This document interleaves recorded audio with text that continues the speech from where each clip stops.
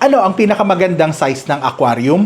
Yun ang pag-uusapan natin sa video na ito, kaya huwag kang aalis. Hi, si Coach Jonel po ito at sa video na ito ay ituturo ko sa inyo kung paano piliin ang tamang aquarium size para sa inyo.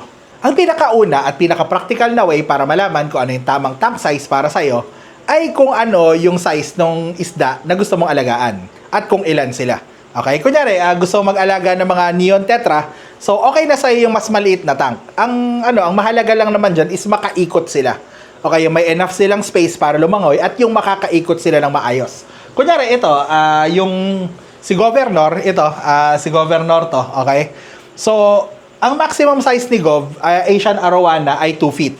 So, itong tank na to, ang lapad niya ay 2 feet mula dun sa likod hanggang dito sa harapan. So, enough yan para makadiretso siya at makaikot. Okay? Meron din ako mga silver arowana, umaabot yan ng daw ng 6 feet. Pero ang pinakamalaki nakita ko ay 4 feet, okay? So, enough na yung 2 feet para makaikot siya, okay? Pero ideally, is kailangan yung pag nagdiretso yung isda, kung ano yung dulo sa dulo niya, dapat kasya yung isda doon.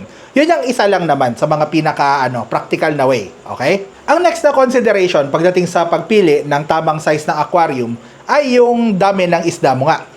So, syempre, kung mas marami kang isda, dapat mas malaki yung aquarium. Bakit? Kasi, yung mas maraming isda, mas maraming kinakain. And yung mas maraming isda, mas maraming tinatae at iniihi. Opo, umiihi ang isda. So, syempre, pag ganon, mas dumadami yung ammonia. Okay? So, pagka ganon, mas kailangan mo na mas malakas na filtration o kaya mas kailangan mo mag-water change. Okay? So, mas madaling ganon na lang. Mas madaling dumumi yung tank pag mas marami yung isda. So, syempre, pag mas malaki yung tank mo, mas malaki aquarium mo, mas matagal na magiging marumi. Okay? Kesa dun sa maliit na aquarium. So, kailangan mo rin i-consider yon. Kung mas maraming isda yung gusto mong ilagay, community, kunyari, kagaya nito, dapat mas malaki yung aquarium mo.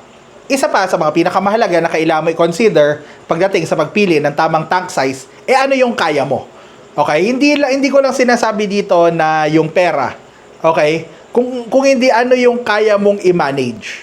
Kasi ang mas malaking tank, mas marami kang kailangang gawin dito.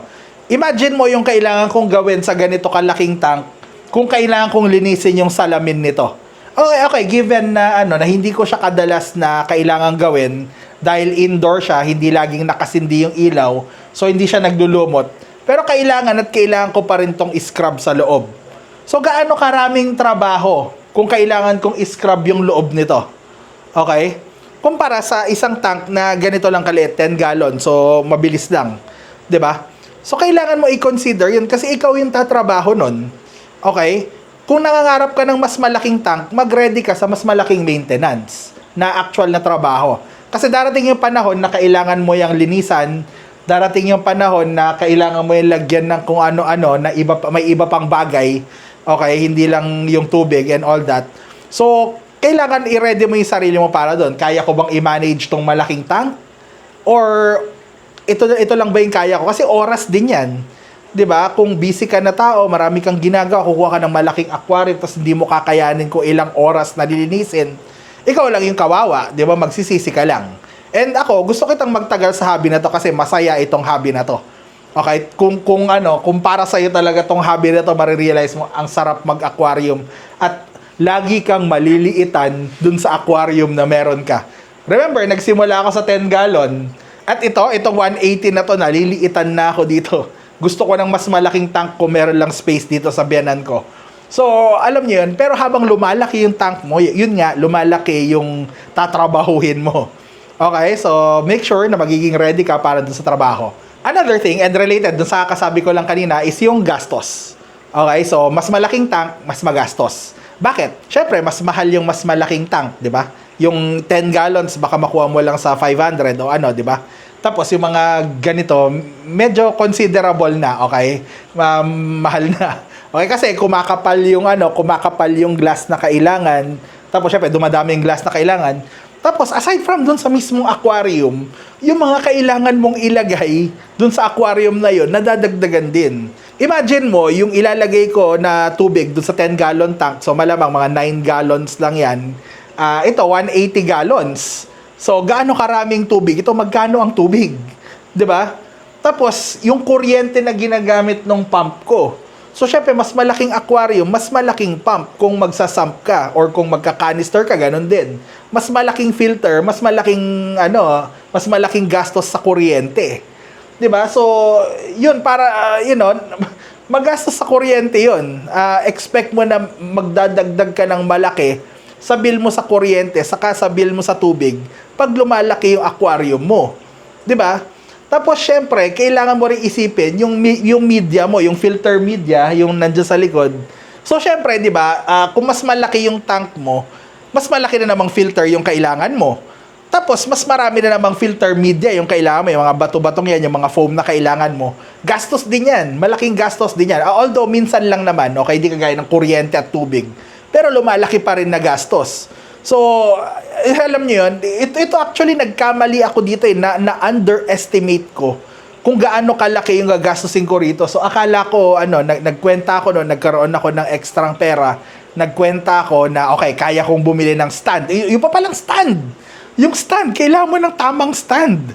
'Di ba? So, sabi ko, kaya kong, afford ko yung tank, afford ko yung stand, afford ko yung Ang hindi ko inaakala na hindi ko nasosobra sa budget ko yung pump saka yung filter media. Diyan ako nadali talaga na nag-over budget ako diyan. So, make sure na nakukunin niyo yung tamang tank na afford niyo lahat. Wag lang yung tank. Kasi may iba pang kasama yung tank. May kasama pang gastos yan na kuryente, tubig, yung mga gamit niya. So, tandaan niyo yan, ha? Kasi yun ang madali nating ma-overlook. Another thing na ito subjective na sa palagay ko mahalagang i-consider kung ano yung makakapagpasaya sa'yo. Okay, so nasabi ko naman na sa'yo yung mga kung ano yung practical, kung ano yung dapat para sa isda, kung ano yung gagastusin mo. So syempre, isipin mo rin yung sarili mo. Okay, kaya ka nga nag-hobby kasi gusto mo maging masaya sa hobby. So, kagaya ng sabi ko, ang pag-aquarium addictive yan. Lalaki ng lalaki yung gugustuhin mong tank, promise. Okay? Or dadami yung gugustuhin mong alagaan na isda. Okay? So, ano yung magpapasaya sa'yo? Gusto mo ng mas maraming tank na maliliit? O gusto mo ng isang tank na papalaki ng papalaki? Nasa sayan, kung fish addict ka na kagaya ko, gugustuhin mo ng mas malaki at mas malaki pang tank at mas marami pang tank. Okay? Buti na lang dito sa biyanan ko, wala nang masyadong space. So, ito lang yung kaya ko na aquarium. Meron pang isa dito sa tabi ko na maliit lang. Pero ito lang talaga yung kaya namin dito. So, alam niyo yun, kung meron pang space dito, maglalagay pa ako ng mas marami pang aquarium. Ganun ako ka-addict sa isda. So, i-consider niyo rin yung magpapasaya sa inyo. Pero huwag niyo kakalimutan yung mga nauna kong sinabi, okay? Kasi kawawa din kayo pagka sobra-sobra yung kinuha ninyo. Okay? I hope nakatulong sa inyo itong video na to at kung nakatulong ito sa inyo, huwag nyo kalimutang i-like.